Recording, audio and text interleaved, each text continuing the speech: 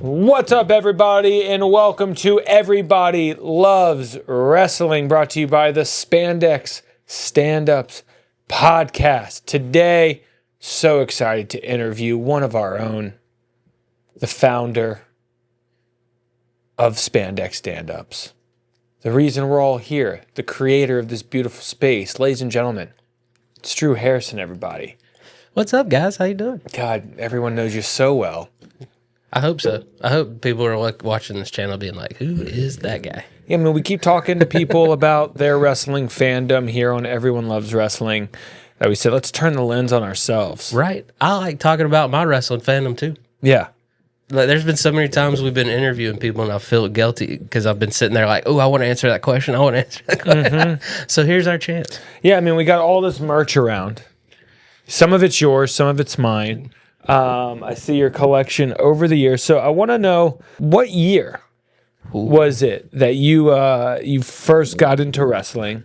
Do you remember, the first piece of wrestling you saw on television that just that hooked you, lured you in? So they had wrestling on Saturday mornings, in late 80s, early 90s. And it's back when wrestling really didn't have that weekly show, so they didn't have a storyline they had to follow. Wrestling still was very much so, if you're there, you see it. If not, you don't. It was just guys being like, I'm this guy, and this is what I'm all about. They would progress the storylines through the pay-per-views. And my mom wasn't buying that mess for me, so I'd have to go to the local video store, and I'd watch the Royal Rumble whenever it come out, So, like, a lot of my early wrestling had absolutely nothing to do with a timeline. I just would watch any wrestling I could watch. I didn't know current champions. I didn't know current storylines.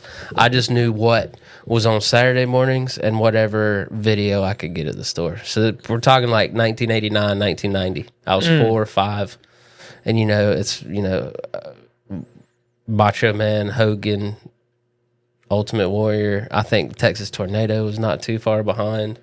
Big Boss Man, Jake the Snake Roberts, love it. That was what I watched. And then every now and then you could catch a WCW thing on TBS.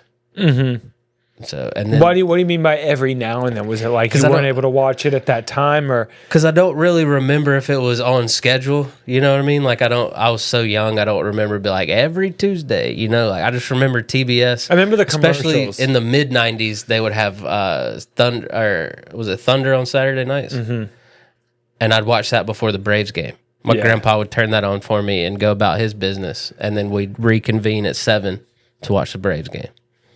So yeah, that's when got to watch all the B-list WCW guys. Like who? Dungeon of Doom versus Hogan was a big storyline. Yeah. Shark, which was Earthquake. Yeah, that was. Did you and your friends watch wrestling together, or was this like a solo thing? Solo thing for sure. It was. I was in the age of you got picked on at school if you were a wrestling fan. Yeah. Like there was very few people I bonded with personally with wrestling. To be honest with you, wrestling was kind of like my thing. Like it's when I got to go in my own little world. Mm-hmm. I'd set out all my wrestling action figures. I'd get my ring, and I'd have my Monday Night Raw and Nitro on the back-to-back channels, where you could go back and forth. And I do not disturb. Like that was me, Like I was into so many sports and so much at school that like I needed a solo activity, and wrestling was it. Do you remember the first action figure you got?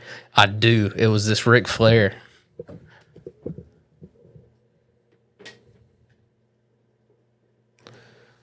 Nature Boy.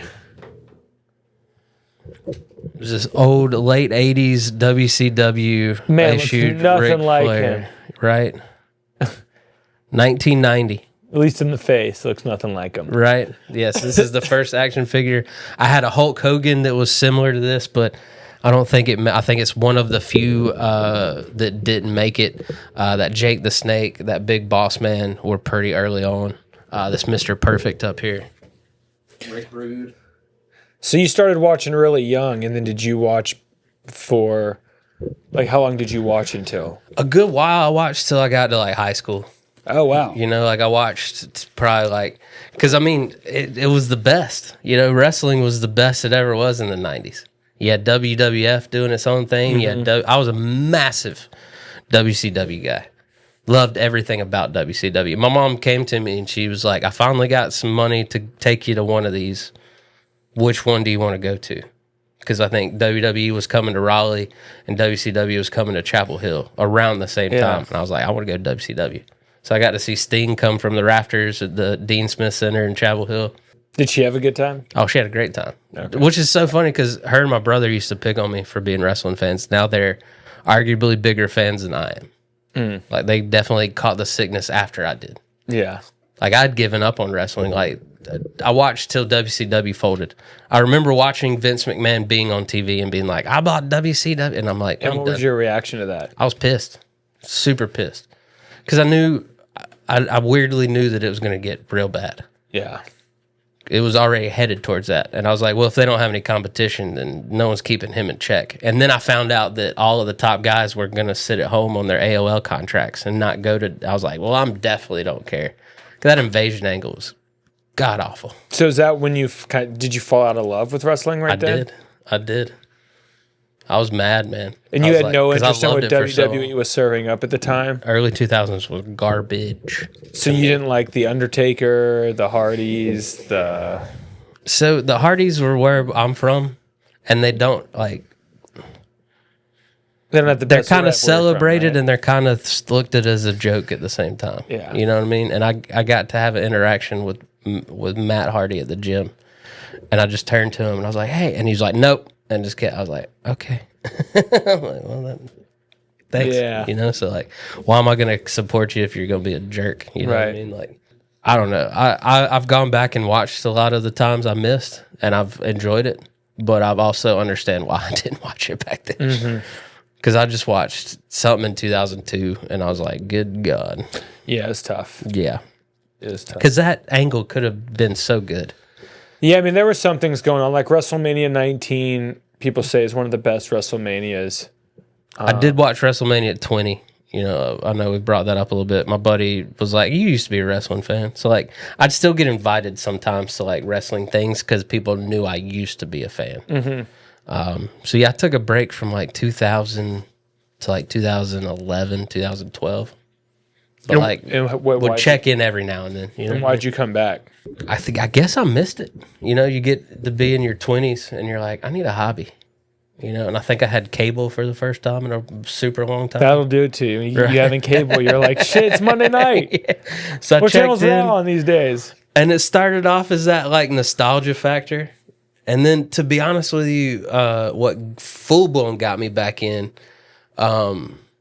went through a divorce, and my roommate was this massive indie wrestling fan. So he showed me like what Ring of Honor was doing at the time, what New Japan was doing at the time, and that got me hyped. You know, because that's what WWE is now, is Ring of Honor, late 2000s, early 2010s. You know, you had Kevin Owens, Sammy,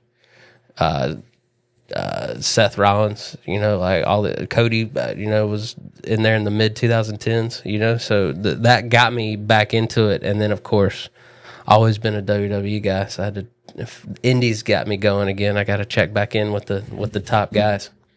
And you know, they did some garbage stuff in 2011, 2012 when I was trying to get back on, but they also did some great things, you know, like I was at that pay-per-view, that live where they gave Daniel Bryan and CM Punk 25 minutes. Put on a masterpiece. You know, I loved Jericho's run, you know, when he was like, you just made the list, you know, like that Jericho. So yeah, what was it like for you to come back and see some of these people that you had been watching and to see like them in their new form? It was nice. I missed Sean's second run. Yeah, it was you know, I was bummed about that. I've gone back and watched a lot of that. A lot of it was pretty solid. I mean, his match with Kurt Angle was amazing. Dude. I mean, I watched the Cena match. It was awesome. So I missed all of John Cena's beginning. I missed all of Lesnar's run. I missed all of Goldberg's WWE run. Missed all, I didn't understand. Early Elimination Chamber matches are incredible if you haven't seen those. Yeah. I missed all of Kurt Angle in WWE by the time, you know, he was Perk Angle by the time missed I Eddie got Guerrero. Missed Eddie Guerrero, missed Benoit. Yeah, you missed a lot of really good stuff. And now it's even harder to go back and find some of that stuff. Like, they're burying some of those episodes from that time period. And, well, that's why I've been trying to watch a lot of the PLEs, because, you know, they'll always show the PLEs. Yeah. And you can... WWE's always been good about the video packages. So it's nice to watch a PLE and then they show you, they kind of catch you up on the feud before you get there. So I've been trying to do that more with the time frame I missed. But good And God, the story I miss so of, much, man. you know, I miss the JBL character. Fantastic. I hated man. the JBL character. And I hate that I missed that because above anything, you can look at all these wrestlers right here. I love the villains. I love the heels. Yeah. I love the bad guys, you know, like you see, like most of these guys are the villains, and so I love a good villain, and I think I truly would have enjoyed that JBL. I mean, him going against John Cena was great. Him going against Taker was great. I miss rapper Cena, so I hate that. I've definitely gone back and listened to the Dr. of Thugonomics a time or two. What's some of your pay-per-views that you went back and watched that you were like, wow, this was great? A lot of the Royal Rumbles during that time, man. They did a really good job of the Rumbles back then. Not saying they didn't when I watched or now, but the Manias were good. You know, like you can always bank on WWE doing Manias right back then. So I will give them that. McMahon always assured us Mania will be Mania. So I loved going back, and I had a thing. If I missed it that year, I watched the Royal Rumble and Mania. Okay. I feel like that caught me up. Now I'm going back and trying to watch SummerSlam and Survivor Series.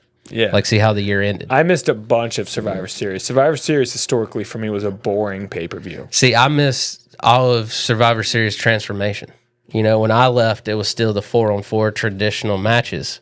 And when I came back, dealer's choice on what they did with Survivor Series. Yeah. Some year it was Raw versus SmackDown. Some year it was Champ versus Champ. Some year it was, we don't know what we're doing. It's just a PLE. So I definitely missed all of Survivor Series transformations. But like, I've learned that I love an outdoor pay-per-view. Oh, yeah. Like that WrestleMania that they did at Caesars is one of my favorite of all time. Some of those SummerSlams that they did outside were fantastic. Like I love the pageantry of it, man. I love when they got a big show and they know it's a big show and they treat it like it's a big show. And I just don't feel like I feel like it's oversaturated and watered down now. You know, like SummerSlam was massive. Yeah, man. SummerSlam felt really good because it was their first time to show off since WrestleMania. So I feel like they'd always pull out all the stops. You'd get the best secondary feuds, you know. Like I mean, when I watched it, SummerSlam was Bret Hart and Stone Cold. You know, not Jelly Roll. Yeah, man. Yeah, you know, they saved the celebrities for WrestleMania. Yeah. So yeah, I miss that. Is deliver when you need to deliver. So who's on your Mount Rushmore? Ooh. First and foremost, Shawn Michaels. That's my dude. Why? Greatest in-ring performer of all time. He's great. Mr. WrestleMania. Like, if it's the greatest show and he's Mr. WrestleMania, so... You know who I think also doesn't get enough credit? You know, everyone says John Cena's the greatest of all time. You know, no one's been at the top of the game for longer. Triple H. Yeah. When you think about the amount of consecutive years that guy was in the main event picture. He was at the top that entire time I talked about. It feels like 2020. It feels like it's like 2000 and like 99, 2000 until. And he was doing something like maybe 97. Like 2019. When him and Batista did their final match. I just went back and watched the Royal Rumble 2016 when Roman entered as champ and Triple H walked out as champ. And then they had a great match at WrestleMania that year. So dude killed it for decades. Decades. I love Triple H, man. I wish that there was more people on Mount Rushmore because he definitely is probably like 6, 7, you know? Not what the kids say. I mean, he really is like...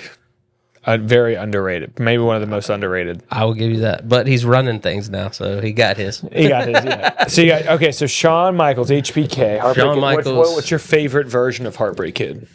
I love arrogant, sensational Sherry in the corner, checking the mirror.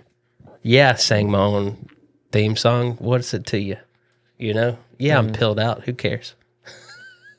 Because I missed his second run, so I love first run right before that, and then also right before DX. Shawn Michaels is fantastic. Because him and Triple H had such a short run as DX. But that time right before was just awesome. When he was the main guy, Triple H was, we found out later, was getting him through all of that stuff. So it does diminish it a little bit when you find out what you find out now. That he was such an asshole. Piece of shit to work with back then, you know? So number 2, Macho Man Randy Savage. Macho Man Randy Savage. Because we're finding out now he should have been the guy. Don't know why you gave it to Hogan. He should have been the guy. Should have been Macho Man Randy Savage. And just talk about a guy that pivoted and changed so much. He went from being this great champion through the indies. He was the number 2 to Hogan for forever. Hogan isn't Hogan without Macho Man. With that Miss Elizabeth Mega Power storyline, that got him over in the WWE. And then King Macho went bad guy, like showed those chops off, was my favorite commentator in the 90s. Loved seeing him behind the call. Like a lot of those 90s pay-per-views are spectacular because Macho Man is commentating. And then he was like, my career's not over. He was a very instrumental part in the NWO and those great 90s WCW years. So I think he's, talk about underrated. Like, I know he gets his flowers because he's a Macho Man Randy Savage, but as far as like being talked about as one of the greats, being on the he doesn't get Mount talked Rushmore, about enough. So I'm going Shawn Michaels, Macho Man Randy Savage. Gotta go Ric Flair. Woo! Dirtiest player in the game. He set the blueprint for what a heel's supposed to be. Like those 80s, 70s, 80s territory runs where he's the main guy, like him and Dusty Rhodes could feud forever. And they did in those indies. And then you got to go Undertaker, just out of sheer longevity. My man had a 40-year career. He went from being the dead man to the biker back to the dead man. And we're like, yep, checks out. So I know I don't always agree with the dumb things that come out of his mouth sometimes. So you got Shawn Michaels, Macho Man Randy Savage, Ric Flair, Undertaker. Yep. It's a solid Mount Rushmore. That's my Mount Rushmore. I want Scott Hall to be on there so bad, but I just don't feel like his achievements knock any of those other guys off. Right. So I do love. What's funny is I became a massive Sting fan when he became the Crow Sting. Didn't really care for Surfer Sting. Yeah. Cannot stand Lex Luger. You don't like Lex Luger? Don't like Lex Luger. Didn't like him as a character, and then he took Miss Elizabeth away from us. So screw that guy. I love what he's doing now with DDP. He's grateful he found that and is getting his life together. Won't no ill will on the guy. Just don't care about him. But I am, especially what he did in his 60s in AEW. Stinger, man. So Stinger and Triple H are right there on the outside looking. Yeah, on your honorable mention. Yeah. What's your go-to pay-per-view to show somebody that's just getting into wrestling? Or when you're having a bad day and you're like, man, I just need to take it back to one. It might be that WrestleMania in the Coliseum. WrestleMania Is that 9? Yeah, that's my go-to, man. Like whenever I'm struggling. And Royal Rumble 92. Yeah. With a Because tear. I love Royal Rumble. Yeah. And also that It's a great Royal Rumble. Everyone loved Hogan. And I prided myself on, I don't think this Hogan guy's who we think he is. Like, even as a little kid, I was like, there's something suspicious about this Hogan kid. And I remember he showed a little heelish tendencies in that 92 Rumble. So that made my heart happy a little bit. You know, he had a little finicky ending there. Love it. Yeah. Amazing. I was always Macho Man over Hulk Hogan. My mom would always be like, you want the Hogan? I'd be like, no, Macho Man. I did love Ultimate Warrior too. When they were the Ultimate Maniacs, my goodness. Yeah. Short-lived, but loved that tag team. What's What your got favorite me tag into team all of of it all was the time? promos. I just loved 90s promos. Yeah, like the promos before the matches. Yeah, like the... Mean Gene. Yeah. Come on, man. Yeah. Doesn't get any better than that. Yeah, and also like the promos that they would do before matches at pay-per-views. Yes. Telling the story. Yes. It was the best. Like it was like a soap opera. You could be gone for a couple of months, pick right back up where you left off. Yeah. Favorite tag team? It's a tie between the Rockers and the Outsiders. Harlem Heat's up there too, though. I loved Harlem Heat and WCW. An underrated tag team that I wish got way more time together, Hollywood Blondes. Ooh, Go back and watch some Hollywood Blondes matches in WCW. Brian Pillman, Stone Cold Steve Austin. Stunning Steve Austin. Mm-hmm. So good, man. They had some great matches with the Four Horsemen stuff back in the day, man. Just on those secondary, you got Tony Schiavone on the call, just tune in to TBS on Friday nights. Hollywood Blondes going against Arn Anderson, mystery partner. It's fantastic. Yeah. What do you want for the future of the business, for the future of the industry? Do you want Cody Rhodes or Seth Rollins? I'm kidding. I mean, I'm a Seth Rollins guy. Oh, okay. So that's everything we need to know. Yes. I'm hoping him and his vision take over. You want the Again, vision. I'm a heel guy, dude. I'm a heel. I love you the want heels. the heels to run things. Yes, man. I'm Roddy Piper, not, Texas Tornado. So you think Cody's been a boring champion? No, but I think it's naturally time for him to turn heel. Yeah. I want to see heel Cody because I came back to wrestling when he was in the Bullet Club on the Indies because Cody was boring on his first run. Man, they made him Stardust, dude. So when he got to go to the Indies and show himself, and instead of being Dusty Rhodes' Kid, he became an evil version of that. My guy, that was his best work. And he came back to WWE as a face, and he should. He should. I'm just excited about his heel turn. Yeah. Because he's a spectacular heel. And none of these current WWE fans have gotten to see that. Because him as the Bullet Club, when him and Kenny were fighting over power of the Bullet Club, that was top notch. I mean, you can ask anyone. That's probably the last time Ring of Honor was worth watching, was when they were doing all that. But yeah, I'm glad you asked me about my tag teams because I love tag team wrestling, dude. I don't think enough promotions focus on it. I always wanted to be either a manager or like the tag team partner that didn't do anything after the tag team broke out. You know what I mean? I'm a backup quarterback. I'm not a starter. You know what I mean? Which is funny because I was definitely Team Sean over Marty Jannetty. But Mount Rushmore female wrestlers. Going with Alundra Blaze, Medusa up top, visionary, revolutionary. She was in women's wrestling when they did not have women's wrestling, but she was my early. It's the only thing I saw in the early '90s was her fighting whatever Japanese champion they currently had over here, trying to convince us that they had women's wrestling. So Medusa, and then that was just a G moment too, man. When she took the WWE Women's Championship, put it in the garbage on Monday Nitro. Not knowing they didn't have anything for her either, but that was at least was a cool moment.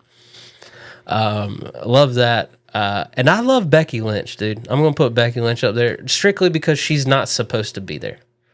This whole the man thing was an accident, and she became one of the greatest women's champions when she might not have. According to Sports Illustrated. According to Sports Illustrated. Hey, Sports Illustrated. Everybody says it. I love what she's doing now. I love her work as a heel. I loved Steampunk Becky. I went back and watched, that WrestleMania 16 with Sasha Banks, Charlotte, and Becky fighting for the first women's championship. They were getting rid of the Divas championship. So I'm always been Team Becky. So Becky, Medusa. Oof. I'm going to go Paige. I think she did a lot in a very short amount of time in wrestling. I think if you need any proof of what she did right the first time, she hasn't wrestled in probably a decade now, and people still are. Well, she's in AEW, right?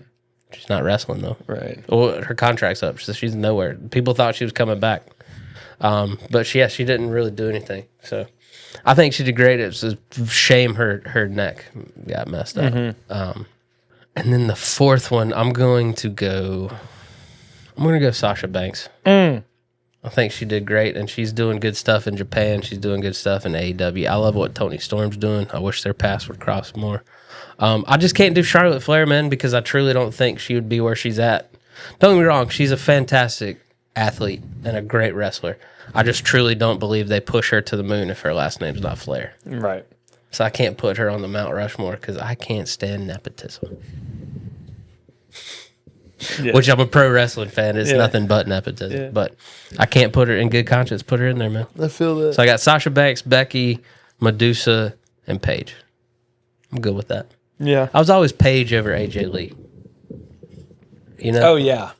Paige always had more bite. Like everyone's like, AJ Lee's coming back. I was like, I wish it was Paige. Paige always had more bite. Yeah.